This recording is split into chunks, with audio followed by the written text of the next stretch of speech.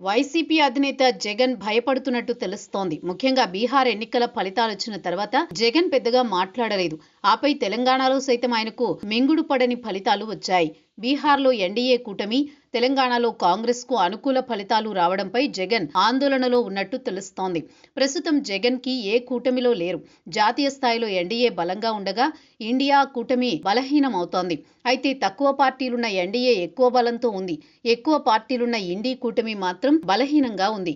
అయితే జాతీయ స్థాయిలో ఇప్పుడు టీడీపీ క్రియాశీలకంగా ఉంది. అందుకే ఏదో ఒక కూటమిలో చేరాల్సిన అనివార్య పరిస్థితి జగన్ లో ఉంది.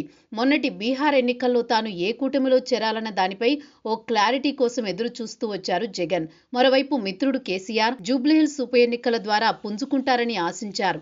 అయితే బీహార్ ఎన్డీఏ అధికారంలోకి రావడం ఇండియా కూటమి మరింత బలహీనమైంది. తెలంగాణలో కేసీఆర్ పార్టీ ఓడిపోవడంతో ఆప్షన్ లేకుండా పోయింది.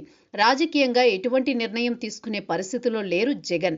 ఒకవేళ బీహార్లో ఇండీ కూటమి గెలిచి ఉంటే కర్ణాటక కాంగ్రెస్ ద్వారా రాజకీయం నడిపేందుకు జగన్ సిద్ధపడ్డారు.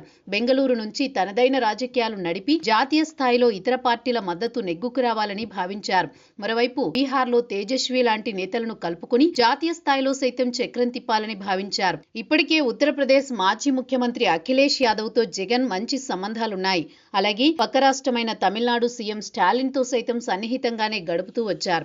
ఒక మాటలో చెప్పాలంటే తేజస్వి, అఖిలేష్, స్టాలిన్, కేటీఆర్, ఒడిశాలో నవీన్ పట్నాయక్, ఢిల్లీ మాజీ ముఖ్యమంత్రి అరవింద్ కేజ్రీవాల్, పశ్చిమ బెంగాల్ సీఎం మమతా బెనర్జీ వంటి వారితో జత కలవాలని చూశారు. కానీ ఇప్పుడు బీహార్ ఎన్నికలతో పునరాలోచనలో పడ్డారు. వాస్తవానికి ప్రతిపక్షంలో ఉన్నప్పుడు చంద్రబాబు చేయని ప్రయత్నం లేదు. 2019లో టీడీపీ దారుణంగా ఓడిపోయింది. కేవలం బీజేపీతో కటీఫ్ చెప్పడం వల్లే తమకు ఈ పరిస్థితి ఎదురైందని చంద్రబాబు గుర్తించారు. అందుకు అవసరమైన కార్యాచరణ ప్రారంభించారు. వెంటనే టీడీపీ రాజ్యసభ సభ్యులు కూడా బీజేపీలోకి వెళ్లిపోయారు. అదే సమయంలో బీజేపీకి కోపం వచ్చి ఎటువంటి పని కూడా చంద్రబాబు చేయలేదు. అప్పుడు చంద్రబాబుతో పోల్చుకుంటే జగన్ రెడ్డి బీజేపీకి దగ్గరయ్యేందుకు చేసిన ప్రయత్నాలేవి వర్కౌట్ కాలేదు. అలానప్పట్లో చంద్రబాబు విషయంలో బీజేపీ ఇతర పార్టీలు సానుకూలంగా ఉండేవి. ఏపీలో ఉన్న ప్రత్యేక రాజకీయ పరిస్థితుల నడుమ చంద్రబాబు అలా ప్రవర్తించేసరికి వారు కూడా సర్దుబాటు చేసుకున్నారు. అయితే బీజేపీకి చంద్రబాబు దగ్గరైనా ఏపీలో మాత్రం మిగతా రాజకీయ పక్షాలు అంతర్గతంగా చంద్రబాబు వైపే నిలబడ్డాయి.